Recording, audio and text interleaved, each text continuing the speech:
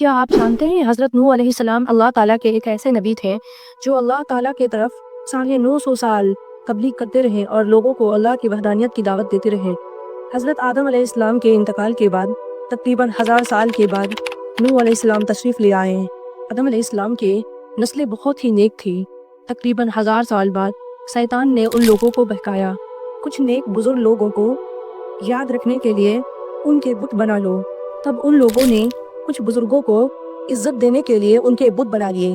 اس وقت تو بتوں کی پوجا نہیں ہوئی، کچھ نسلیں کے بعد کی لوگ ان بتوں کو پوجنے لگا، کفر اور شرک عام ہو گیا اور ایک اللہ کی عبادت بند ہو گئی۔ تب اللہ نے دنیا میں حضرت نوح علیہ السلام کو بھیجا۔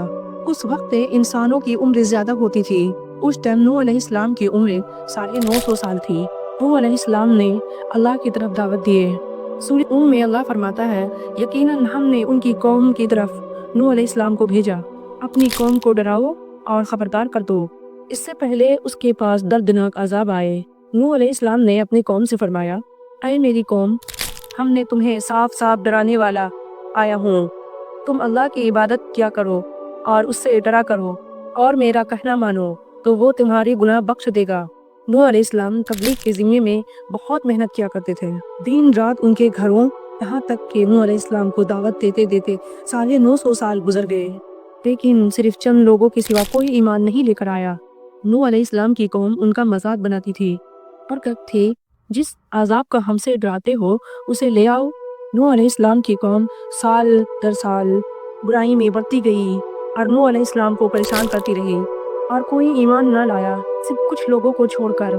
پھر اللہ نے نوح علیہ السلام کی طرف وحی کی اور فرمایا، آپ کی قوم میں جو ایمان لا چکا ہے ان کے سوا کوئی ایمان نہیں لائے گا، بس آپ ان کے کاموں میں غمگین نہ ہو۔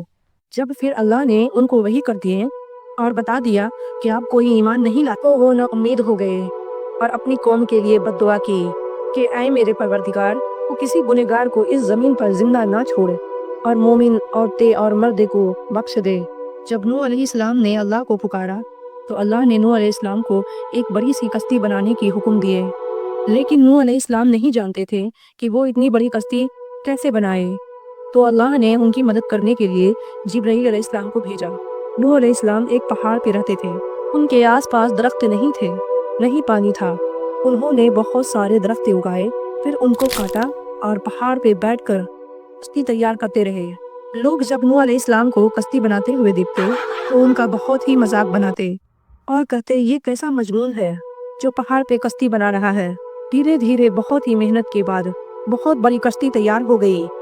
ایک جگہ آتا ہے، یہ کشتی نوح علیہ السلام 100 سال میں تیار کیے۔ اللہ تعالیٰ نے نوح علیہ السلام کو حکم دیا، مومنوں کو اور اپنے گھر والے کو اور جانور میں سے تمام جوڑے جوڑے کشتی میں سوار کر لو، اور اللہ نے آسمان سے اور زمین سے پانی کھول دیا اور سیلاب آ گیا۔ اس سیلاب میں دنیا میں رکھنے والے انسان اور جانور سب کو غرق کر دیا۔ طوفان کا پانی پہاڑوں سے بھی اوپر ہو گیا، صرف نوح علیہ السلام کی کشتی اس طوفان میں باقی رہی۔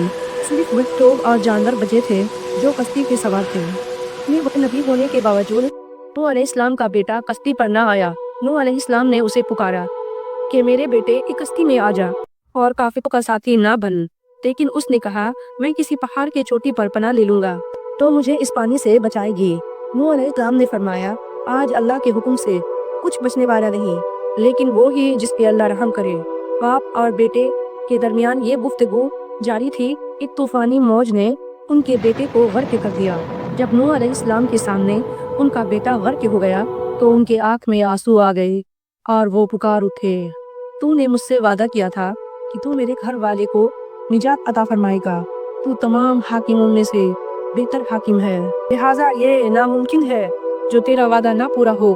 اللہ نے فرمایا، اے نوح، وہ تمہارے اہل سے نہیں تھا کیونکہ وہ کافر تھا، کفر نہ سب کو ختم کر دیتا ہے۔ اللہ نے فرمایا، ہرگز وہ چیز آپ ہم سے نہ مانگے جس کا آپ کو علم نہیں۔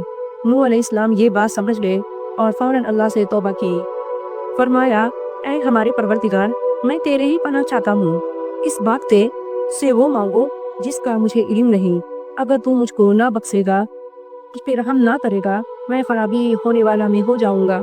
کشتی اور انسان سارے جانور پانی میں بلندی کے ساتھ چل رہی تھی۔ لیکن زمین پر رہنے والی ہر چیز، انسان، جانور، سب اس پانی میں غرق ہو گئی۔ ان میں سے کوئی باقی نہیں بچا تھا۔ اگر کوئی بچا تھا تو وہ تھے کشتی والے۔ نوح علیہ السلام اور ان کے ساتھی اس کشتی میں 6 مہینے تک رہے۔ آخر اللہ کے حکم سے طوفان رک گیا۔ اللہ نے زمین کو حکم دیا کہ وہ پانی کو نگل جائے۔ زمین نے سارا پانی نگل لیا اور زمین خشک ہو گئی اور کشتی پہاڑ پہ جا کر ٹھہر گئی۔ اب اسے حکم ہوا کہ سلامتی کے ساتھ کشتی سے اتر آئیے۔ آپ پر برکت نازل ہوگی اور ان نسلوں پر بھی جو آپ سے پیدا ہوں گی۔ پھر نوح علیہ السلام کی نسل سے آدی کی نسل شروع ہوئی اور زمین میں ان کے نسل کے علاوہ کسی کی نسل باقی نہ رہی۔ سارے نسلوں کی جانور پھر سے یہیں سے پیدا ہوئی۔ نوح علیہ السلام کے 3 بیٹے تھے، سام، حام اور یافیس، جن سے دنیا کی نسل آگے بڑھی۔ سام کی اولاد گندمی رنگ کی تھی، حام کی اولاد کالی رنگت کی تھی، گورے رنگت کی لوگ یافیس کی اولاد ہے۔ نوح علیہ السلام کا چوتھا بیٹا جو ایمان نہ لانے کی وجہ سے غرق کر دیا گیا تھا، اس کا نام کنعان تھا۔ اس سے کوئی نسل آگے نہ بڑھی۔ قرآن نے کہا، ہمیں نوح نے پکارا تو دیکھ لو ہم کیسی اچھی دعا قبول کرنے والے ہیں۔ ہم نے اسے اس کے فرما برداروں کو ایک زبردست مصیبت سے حفاظت رکھا۔ اس کی اولاد ہم نے باقی رہنے والی بنا دی۔ طوفان کے بعد نوح علیہ السلام 350 سال زندہ رہے۔ پھر نوح علیہ السلام فوت ہو گئے۔ نوح علیہ السلام کی کشتی آج بھی موجود ہے۔ ریسرچرز نے ترکی میں اس کشتی کو ڈھونڈ لیا ہے۔ قرآن میں اللہ نے فرمایا، بے شک ہم نے اس نشانی کو باقی رکھا۔ بس ہے کوئی صحت حاصل کرنے والا؟